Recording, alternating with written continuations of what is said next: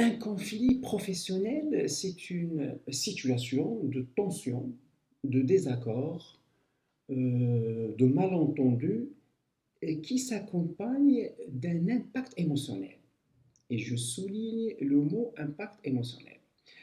Parce qu'on peut avoir des différences, on peut avoir des points de vue différents, on peut avoir des désaccords, sans pour autant qu'il y ait un impact émotionnel. Et à ce moment-là, c'est une différence qui peut même être enrichissante, qui peut même donner lieu à des solutions plus innovantes. Le conflit, c'est un malentendu, mais qui s'accompagne d'un impact émotionnel. Ça veut dire que juste après le malentendu, ben, on s'évite. On ne parle pas comme avant, on ne communique pas comme avant, des messages laconiques, des rituels qui peuvent tomber. Là, il y a un conflit et il faut en tenir compte et il faut surtout, surtout ne pas faire la stratégie de fuite ou d'évitement. Ben, il faut l'aborder pour que cette situation-là puisse devenir comme avant ou même meilleure qu'avant. Voilà.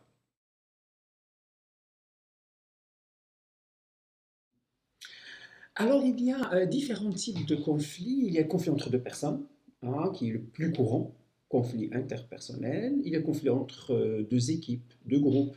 Ah, dans l'entreprise, par exemple, le département qualité avec la production, certainement, il peut y avoir des frictions, hein. L'un, il tire vers un objectif, l'autre, il tire vers un objectif complètement différent.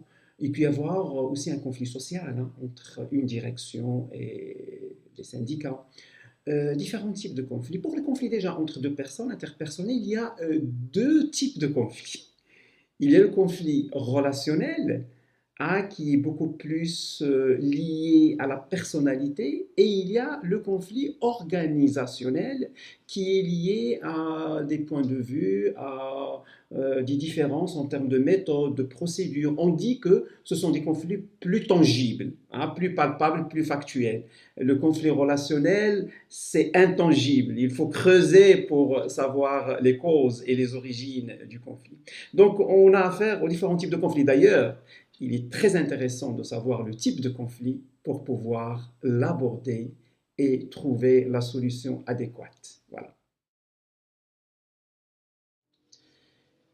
Il y a différents types de démarches, hein, différentes techniques, différents outils que nous avons. Avant d'aborder les outils, il faut premièrement avoir la bonne attitude. Et cette attitude, elle repose sur la bienveillance, l'intention, avoir une intention positive, l'empathie, à tenir en compte que la relation, nous sommes 50-50 responsables et ne pas mettre le tout sur le dos de l'autre personne. Donc l'attitude, elle est très importante. Et d'ailleurs, une bonne attitude, je peux dire qu'elle va aboutir à solutionner le conflit à 80%. Après, il y a des techniques et des outils. Il y en a plusieurs. Il y a la technique communément connue par DESC, description des faits, expression du ressenti et du besoin, S, solution envisageable, et c'est la conclusion. Il y a aussi une autre méthode qui s'appelle la CNV, communication non violente, qui n'est pas très loin du DESC, mais qui est aussi très intéressante. C'est parce que ben, la communication non violente, c'est beaucoup plus, on fait une observation, hein, de ce qui a été fait, on exprime notre ressenti, le besoin, et on essaye de faire des demandes qui sont des demandes acceptables, acceptées de part et d'autre. Voilà, la CNV est aussi une méthode intéressante. Il y a un troisième outil qui est aussi très important, c'est l'outil qu'on appelle éviter le nœud relationnel. Ça veut dire que si je veux aller pour discuter un conflit avec l'autre partie, il vaut mieux aller pour comprendre et non pas convaincre.